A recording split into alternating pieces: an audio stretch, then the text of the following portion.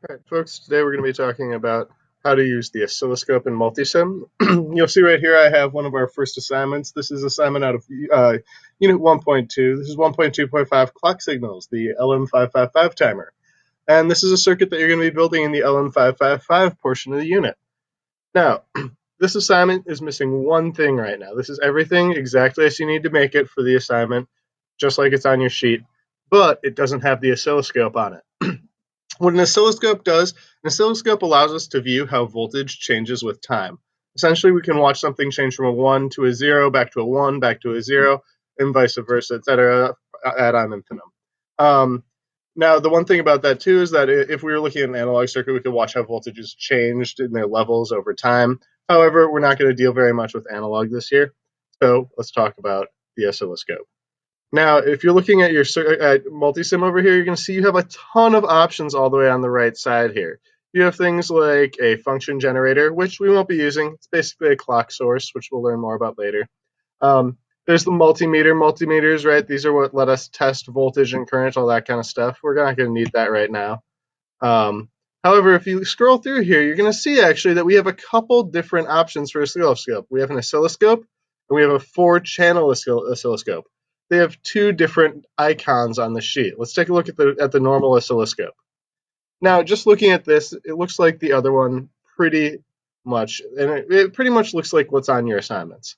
However, you're going to notice a key difference here is that channel A and B right here, they have a plus and a minus on them. This isn't what we need. This would be more useful if we were dealing more so with AC circuits. So we're going to get rid of that oscilloscope. Come back over to the right here, and you see we have a 4-channel oscilloscope. What a 4-channel oscilloscope is going to do is going to just let us watch each one of these channels over time. It shares a common ground, which we don't actually need to connect in this situation, and we don't need a trigger. A trigger would be something that it would be triggering on to catch a signal. It's something useful for down the road, but for now, this is all we need. Now, if we want to watch the output of this LM555 timer circuit oscillate, all we have to do is hit play, let it start running, and double-click the oscilloscope. You'll see that along our screen here, there's a clock signal that just keeps oscillating over and over and over again. That's pretty sweet. We can pause our simulation and take a look at it. You'll notice within our oscilloscope, there's a little bit of information we can get, but it's not readily apparent how we're going to get that. We have this green bar at the top here. This green bar is actually a red bar and a yellow bar, just combined together. These two different bars allow us to drag. We can drag these two bars, and we can look at the amount of time it took for this signal to change. I'm just going to drag one end of that bar to the end of one of my signals, the other end of the bar to the start of one of the signals. I don't like to use the signal at the very start of the oscilloscope because I can't see the edge of that clock. I can't see the edge there, so I can't measure the full time. Here I can measure the full time by dragging it to either edge, so make sure you use one in the middle. Now, once you've dragged those on there, this is like a time frame. This is giving us how long everything contained within those bars took. We can see the first time that one of the bars happened at, and the second time it happened at.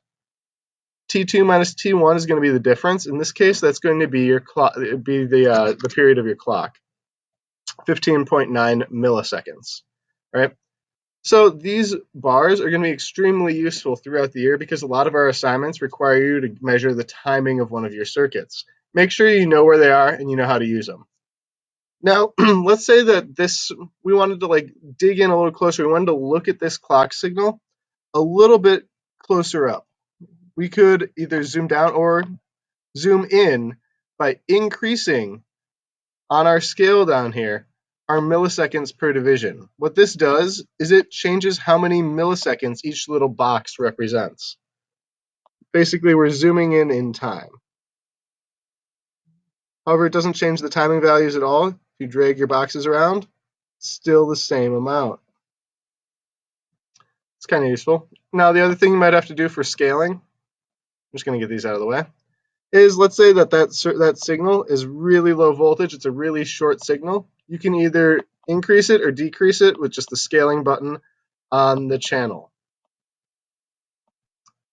For now, that's all we've got for the oscilloscope and multisim. I'm going to be showing you one more trick in a more complicated simulation.